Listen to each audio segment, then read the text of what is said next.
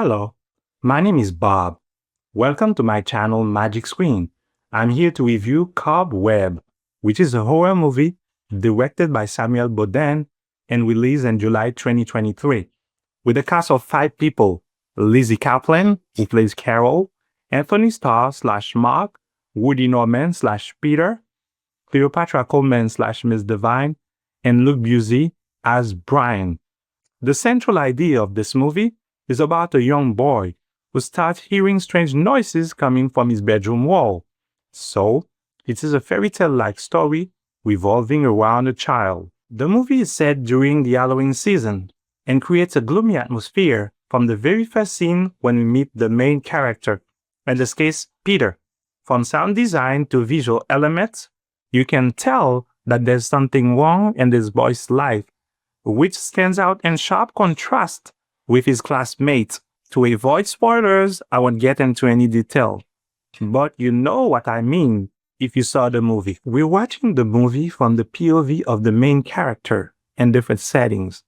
From school to home, the feeling of sadness and loneliness is palpable. The camera shots make the house look larger on the inside because we're viewing it through Peter's eyes. There's something uneasy about the ambience of this place, and by putting yourself in the main character's shoes, you wonder if it is the right place for a kid to grow. It is joyless, soulless, and cold. After hearing tapping coming from his bedroom wall at night, Peter is spooked and has trouble sleeping, fearing the same thing might happen again. Guess what?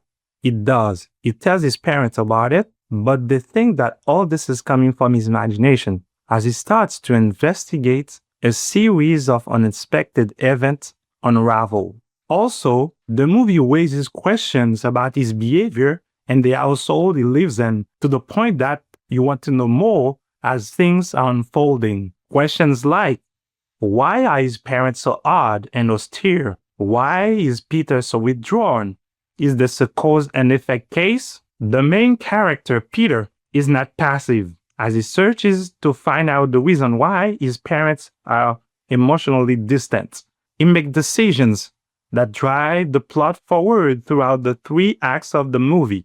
Decisions that have serious consequences, generate conflicts, escalate the tension, and will probably change his life forever. The acting is good all over the board, especially from Woody Norman, who did a good job by carrying a big chunk of this movie on his shoulder. The emotions that he conveys, whether verbal or nonverbal, are believable. Sometimes, when you have a kid as a lead actor, they can either break or make the movie. And I'm happy in this case, it was the latter. Everybody else shines as supporting characters. Lizzie Kaplan, who plays Carol, is probably the standout. She embodies very well the overprotective and sometimes unsettling mom to Peter. She exhibits sometimes a military posture by the way she carries herself when interacting with Peter. She seems to care about her son, but sets clear boundaries and rules for him to live by.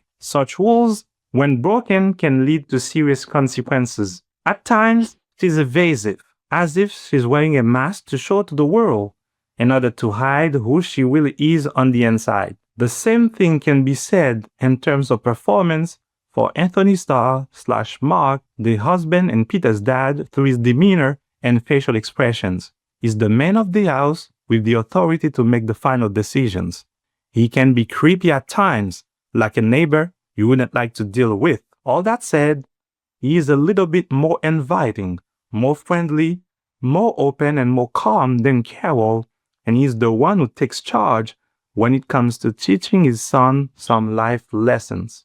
But do not get me wrong, if you upset him, you're gonna know his anger. At the same time, the parents overbearing manners to get this imaginary friend out of Peter's mind can be a double-edged sword. By that, I mean the child restricting life tends to push him more toward the very thing they're trying to divert his attention from. The bully / Brian, brilliantly played by Luke Busey, is a despicable jerk that turns school into a living nightmare for our little guy. The score is by Italian composer Sofia Hildcrest, better known by her stage name Drum and Lace. And music not only captures perfectly the melancholy aspect of the movie through the lenses of the main character, but also coalesces very well with the setting, the context, and the gloomy tone that is consistent from start to finish. It is like a lullaby that matches very well with the main character's journey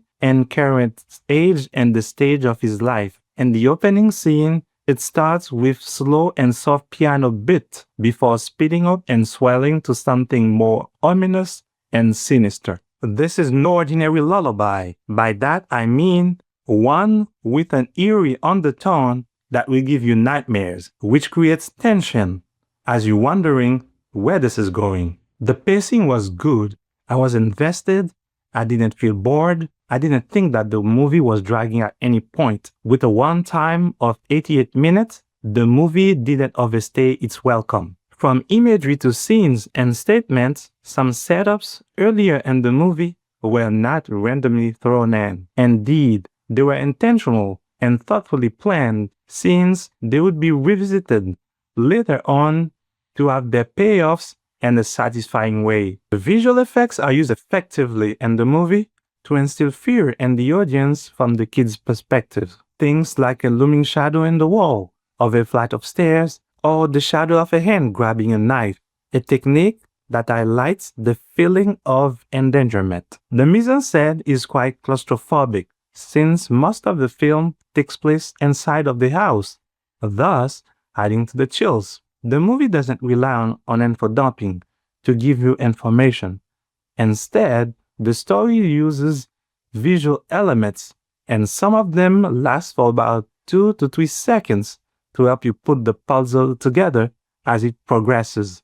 Details that you might miss if you do not pay attention. The horror element build up progressively and put you on the edge of your seat.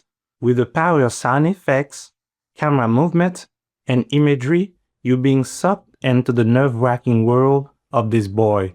The scares get stronger in the second act as things are ramping up to culminate in the finale where all hell breaks loose. There's a significant amount of blood and gore during the home invasion scene in the third act. A third act which, I have to admit, it's quite wild and insane, and certainly caught me off guard. There are also some body horror elements included that will make you squirm, especially if you're watching this movie at night, alone, and with the lights off.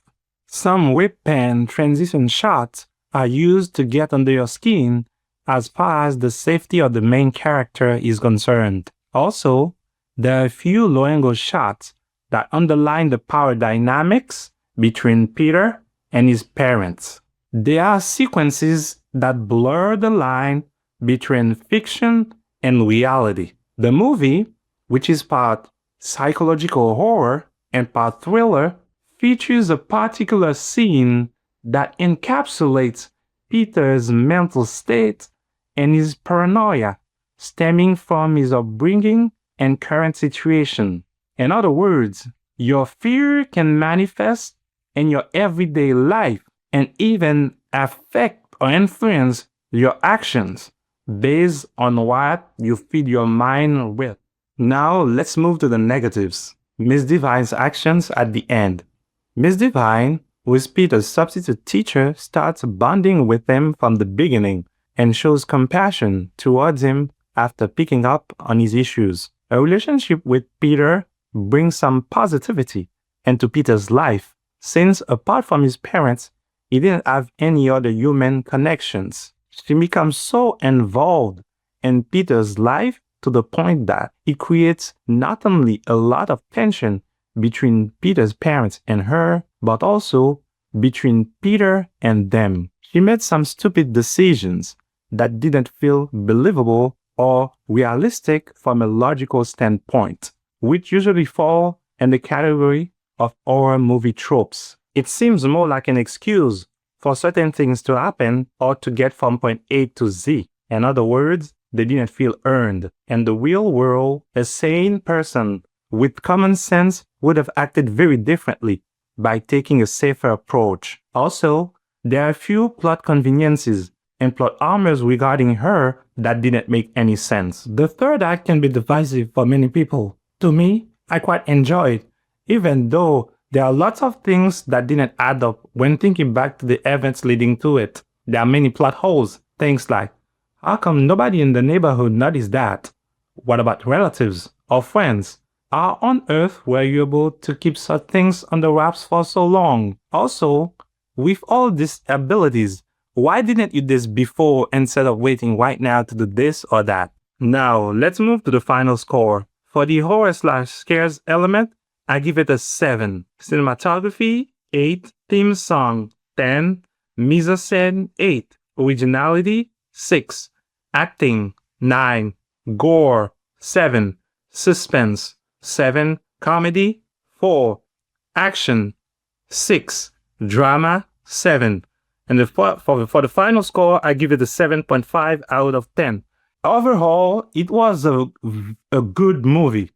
There are a few things that held it back from being great, things that I mentioned before, but I thoroughly enjoyed it and I really recommend it. Once again, my name is Bob and you've been watching Magic Screen. If you liked what you've seen, please subscribe to see more. Thank you. See you soon.